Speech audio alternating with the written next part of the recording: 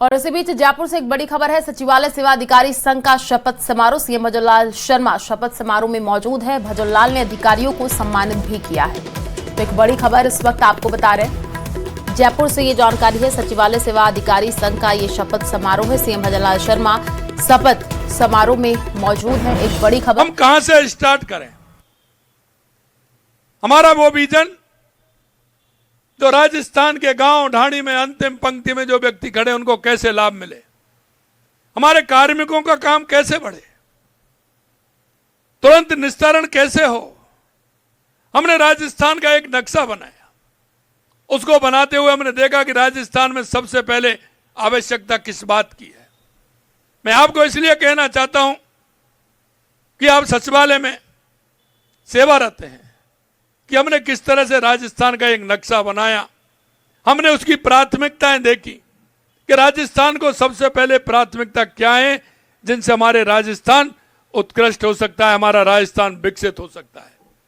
सबसे पहले बात जब हम करते हैं तो हमारे बात पानी की बात आती है कि राजस्थान के लिए पानी की बहुत आवश्यकता है। और मित्रों, मैं आपसे कहना चाहता हूं, देश के यशस्वी प्रधानमंत्री नरेंद्र मोदी जी के नेतृत्व में लगातार 2.25 साल के अंदर हर क्षेत्र में, हर जिले में हमने पानी के लिए काम किया है।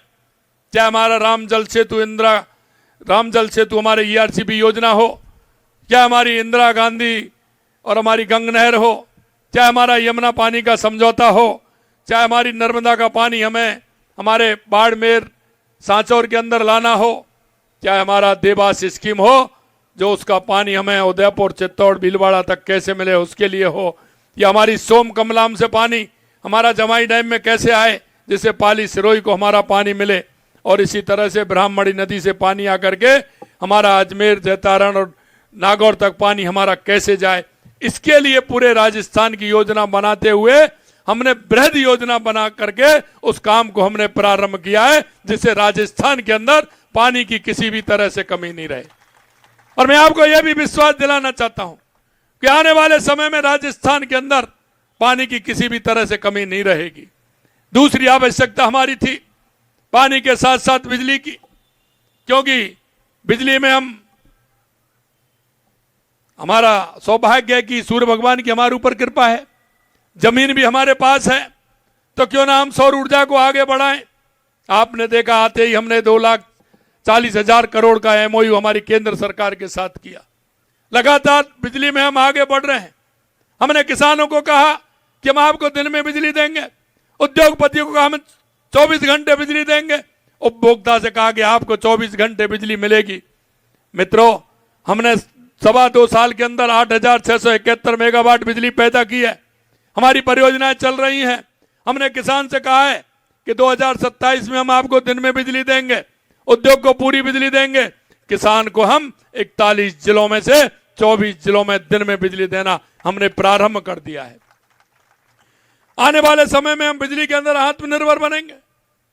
दूसरा काम हमारा था कि हमारे राजस्थान में उद्योग बढ़े, हमारे नौजवानों को सरकारी नौकरी तो मिले लेकिन प्राइवेट में भी नौकरी मिले, हमारा युवा नौकरी लेने वाला नहीं नौकरी देने वाला बने। हमने पहले ही साल में राइजिंग राजस्थान किया। आपके सामने 35 लाख करोड़ के MOU हुए और मैं आपको कहना चाहता हूं 9 लाख करोड़ के लगभग हमारे जमीन पर उतर गए और इससे हमारे युवा रोजगारों को लगभग 3 लाख लोगों को हमारा रोजगार मिला है। लगातार हमारी सरकार काम कर रही है। आप देख रहे हैं कि हमने युवा नीति के माध्यम से ऐसे नौजवान जो उद्योगों के माध्यम से छोटे उद्योग अपने लगा सकें, हमने उसमें युवा नीति को आगे बढ़ाते हुए 50 लाख से लेकर के 1 करोड़ तक का बिना ब्याज के ऋण देने का हमने काम किया है। और उसमें भी हमने क्लस्टर बनाया है कि आप अपना कोई निजी कारोबार कर सकते हैं। यहां बहुत आवश्यकता है। पर्यटन के क्षेत्र में लगातार हम काम कर रहे हैं। आप देख रहे हैं हम खनिज के क्षेत्र में काम कर रहे हैं। 85 प्रकार के हमारे यहाँ 85 प्रकार के मिनरल हैं, उनका उपयोग कैसे कर सकते हैं। हम लगातार कृषि के क्षेत्र में काम कर रहे हैं। जब हमारे पास पानी होगा तो निश्चित रूप से हमारी कृषि भी बढ़ेगी।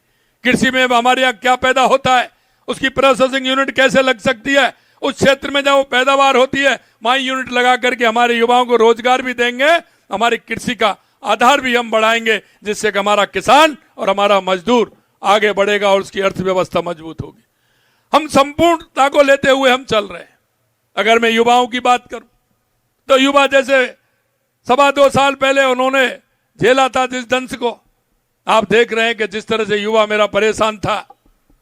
युवा आए दिन युवा की स्थिति क्या हो रही थी, पेपर लीक हो रहे थे। हमने उसी दिन 15 दिसंबर को शपथ ली थी, 16 दिसंबर को एसआईटी का गठन किया और आज आपके सामने 400 से अधिक लोग जेल की सलाखों के अंदर हैं। और आप देख रहे हैं कि 2.25 साल के अंदर एक भी पेपर लीक नहीं हुआ और हमने युवाओं से वायदा किया 4 लाख नौकरी देने का, 1.25 लाख नियुक्ति पत्र दे दिए, 1,35,000 प्रक्रियाधीन है और 1.25 लाख का कैलेंडर जारी कर दिया। मेरे युवा भाइयों, मैं कहना चाहता हूं, आप मेहनत करिए, पढ़िए, आपको कोई परेशानी नहीं आएगी।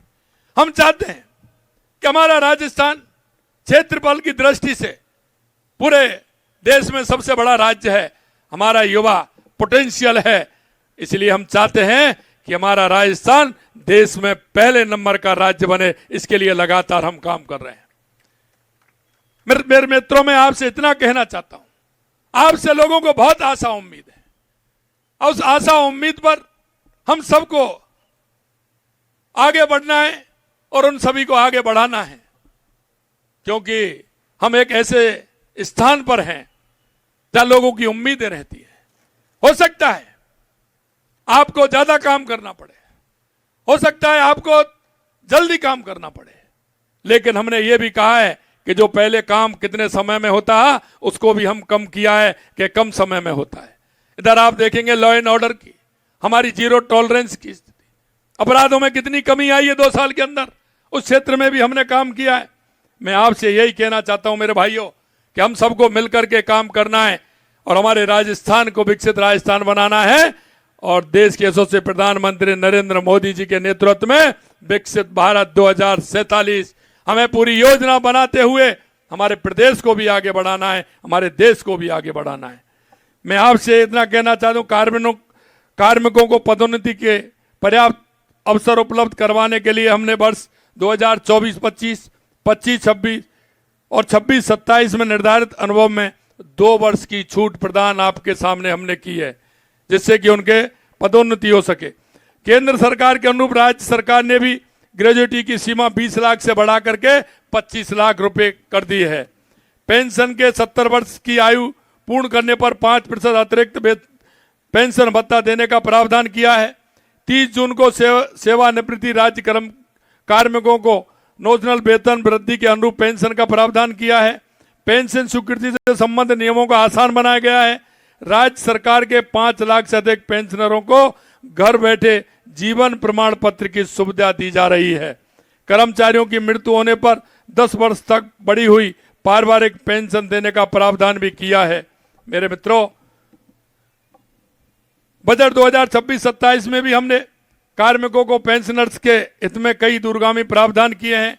हमने पदोन्नति और वेतनमान से जुड़े विषयों के अध्ययन के लिए उच्च स्तरीय समिति के गठन का निर्णय लिया है, जो भविष्य में 8वें वेतन आयोग की सिफारिश पर भी विचार करेगी। राज्य सेवा के अधिकारियों को अंतर्राष्ट्रीय स्तर के प्रशिक्षण उपलब्ध कराए जाएंगे, जिससे अधिकारी कर्मयोगी की भावना से रोल बेस्ड कार्यशैली की ओर अग्रसर होंगे। 1 वर्ष के भीतर कर्मचारियों द्वारा पद त्यागने की स्थिति में उस पद की प्रतीक्षा सूची से भरा जाएगा। एकल महिला कर्मचारी के लिए चाइल्ड केयर लीव 3 के स्थान पर 6 चरणों में स्वीकृत किया जाएगा। अनुकंपा नियुक्ति के दायरे में पुत्र वधू को भी शामिल किया गया है।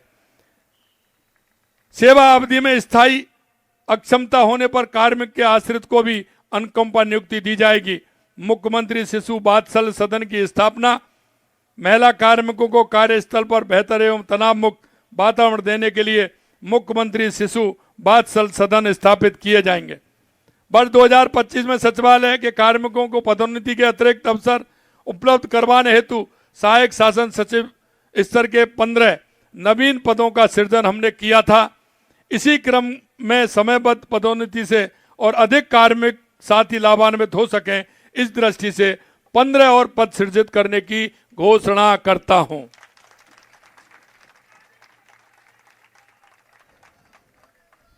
इसके साथ ही इस वर्ष हेतु भी मैंने जिन काडर में पदोन्नति के लिए पूर्व में छूट नहीं मिल सकती थी, उसके लिए भी 2 वर्ष की छूट की घोषणा की है। मुख्य सचिव महोदय इस क्रम में सचिवालय सहित विभिन्न विभागों के संबंध में आवश्यकता निर्धारण कर शीघ्र अवगत कराएंगे। आज हमें प्रशासनिक संस्कृति में मूलभूत बदलाव की आवश्यकता है। पुरानी व्यवस्थाओं में अधिकारी होने पर अत्यधिक जोर दिया जाता था, जबकि आज पूरा ध्यान कर्तव्य निष्ठा पर केंद्रित है।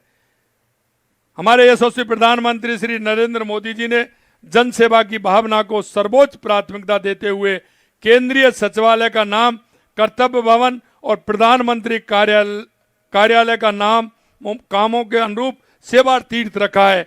हमें भी इसी प्रेरणा और इसी भावना से काम करने की जरूरत है। हमें नई तकनीक का अधिकतम उपयोग करते हुए शासन को सरल, सुलभ और प्रभावी बनाना होगा।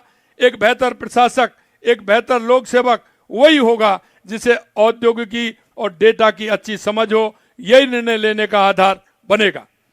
मैं आप सभी से अपेक्षा करता हूं कि आप अपने कार्यों में नवाचार को अपनाएं, टीम भावना के साथ कार्य करें और आमजन की समस्याओं के समाधान को सर्वोच्च प्राथमिकता देंगे। हम सभी को मिलकर विकसित भारत, विकसित राजस्थान के लक्ष्य को आगे बढ़ाना है। इसके साथ ही अपने कार्य के दौरान संतुलित एवं सकारात्मक दृष्टिकोण अपनाएं। निरंतर सीखते रहने की प्रवृत्ति हमारे अंदर अगर होगी तो निश्चित रूप से हमारे लिए वो काम बहुत सहायक होंगे। मैं पुनः सभी नवनिर्वाचित पदाधिकारियों को हार्दिक शुभकामनाएं देता हूं। आपका कार्यकाल उपलब्धियों, नवाचारों, उत्कृष्टता का प्रतीक बने, इसी कामना के साथ मैं अपनी वाणी को विराम देता हूं। आप सभी को बहुत बहुत धन्यवाद। जय हिंद, जय भारत, जय राजस्थान।